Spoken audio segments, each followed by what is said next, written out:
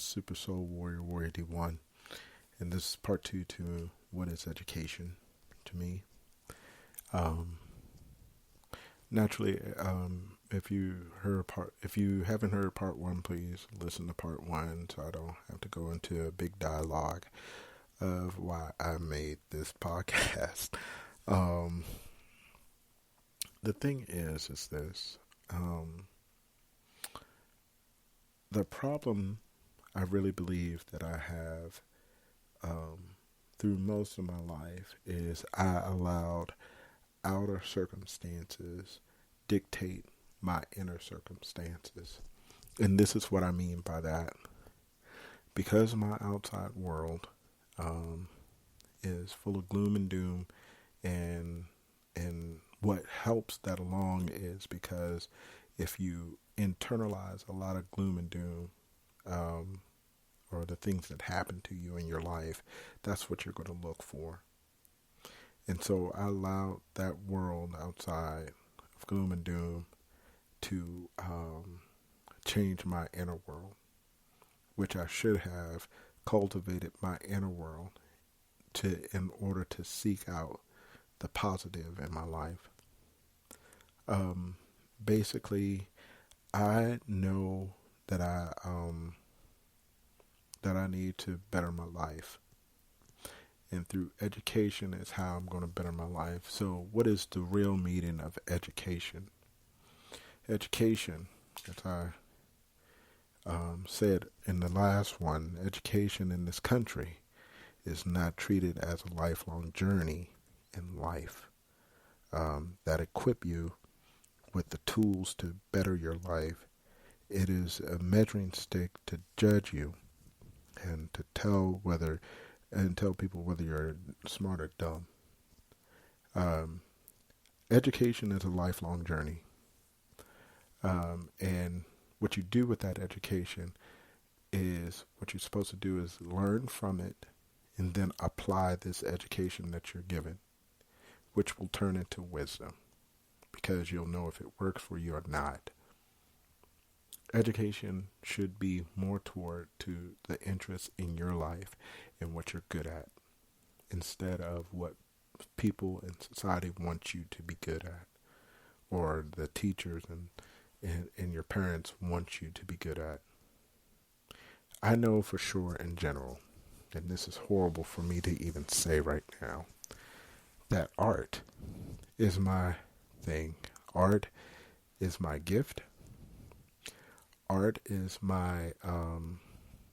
it's a thing that lights up my heart, and I used to do it a lot when I was younger. The problem was I believed that in order to be a good artist, I had to be like the artists that were traditional. These are people who went to Paris and they studied under some of the most greatest artists that ever lived. You had to be a starving artist and everything. And the thing that really got me was to know, or I believed, is that your work really wouldn't be appreciated until after you were dead. Over the years, or over decades, or centuries, I could even say that that's not true, especially now. So believing that for the very longest time has kept me away from it. It was some other things too that I will not go ahead and disclose on this podcast at this point in time. But believe me, I had allowed myself to just get discouraged from using my gift. And I think in a certain way that's why I run into the many different tosses and turns and mishaps within my life because I'm not doing what I have been sent here to do. I really didn't understand and know how much art really lit up my heart until I took a college class. This was a couple of years ago, probably about 2010 or whatever. And it had a lot to do. It was an art history class and everything.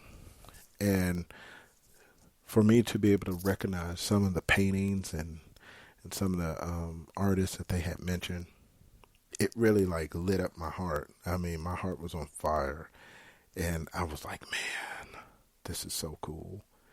Which in terms tells me that's what I should be doing.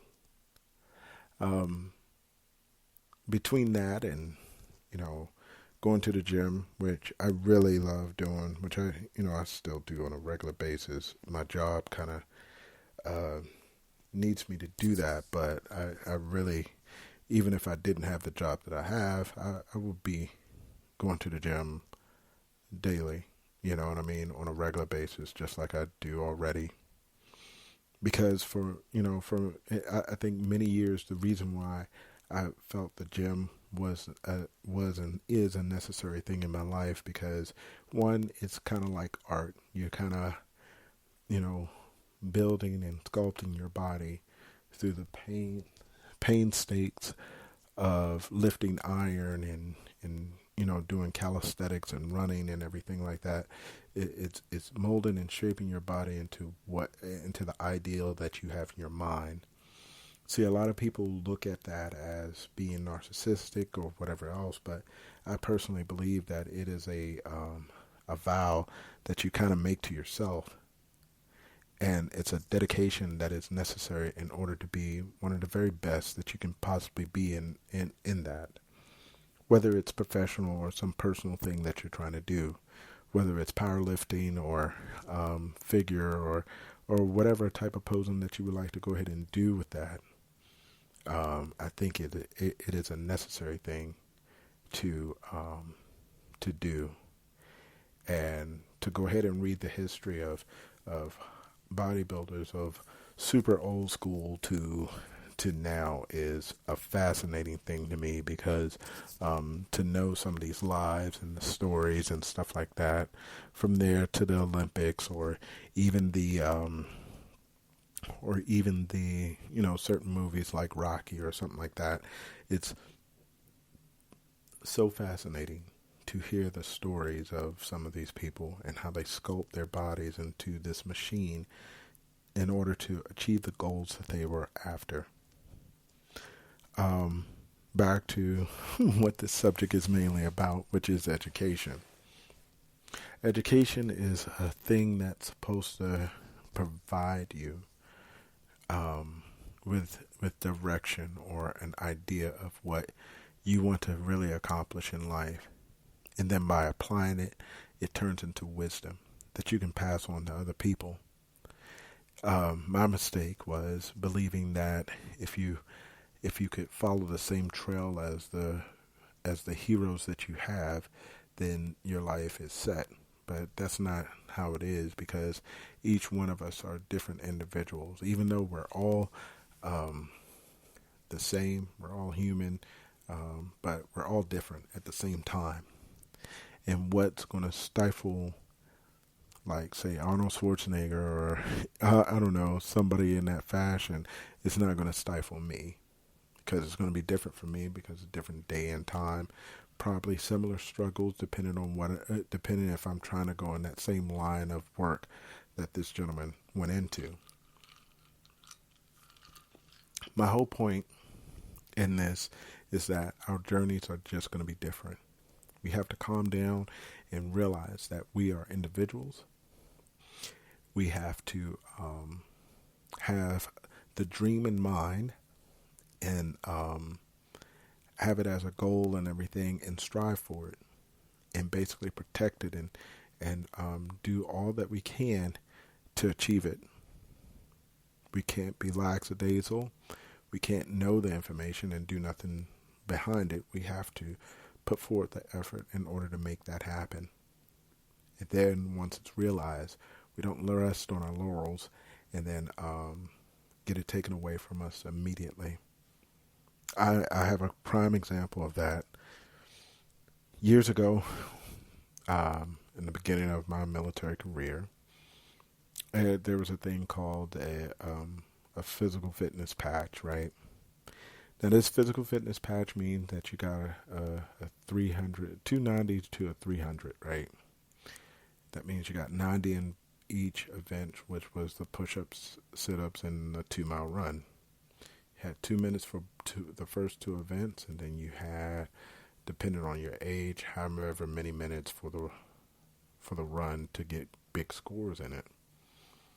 When the very first time I did it, or should I say, the very first time I got a high score, which was a 297, it was amazing, and I didn't realize that I could achieve it at that level. But then it had been a couple of years before I got to the point I had to get to go to Korea. And when I went to Korea, I was so determined to make this happen. I practiced day and night. I went to the gym all the time. I made goals and set them and just tried to make that happen as best as I possibly could. And when that day came, when it was time for me to go ahead and take this Army physical fitness test, I went through it. The first push-up, the first two events were no problem because I practiced so much. But when it got to that run, that's the one that almost killed me. Because when I crossed that finish line, I almost felt like I almost died. You know what I mean? And after achieving that, I achieved the 300 at that point. My unit treated me differently at that point. They treated me like I was, a god almost. I started doing things that were out of line. I drank more, I partied more, and everything like that. And by the time I left, I was out of shape, or wasn't in the shape that I was in, and it was embarrassing. And it taught me a lesson. Like, if you stay on your game and know, you do what you're supposed to do, you're not going to lose, what you're rolling with. You might miss a step here or two or whatever else if there's mistakes that happen. But besides that, if you do what you're supposed to do, your skill will always be there. The moment you step away from it, it's not gonna be there for you and everything. And it was so sad. And I had to go through that a couple of times, though. You know what I mean? I would achieve these big numbers and then rest on our laurels. And that's what we do as people, especially here in America. Rest on our laurels, and then the parade passes us by. That, my friend, people, is wisdom. Once you understand the downfall, once you understand the gift that you have, once you understand the skill that you have, you continue to do better with it in order to become what you were brought here to become. In order to do what you were set out here to do.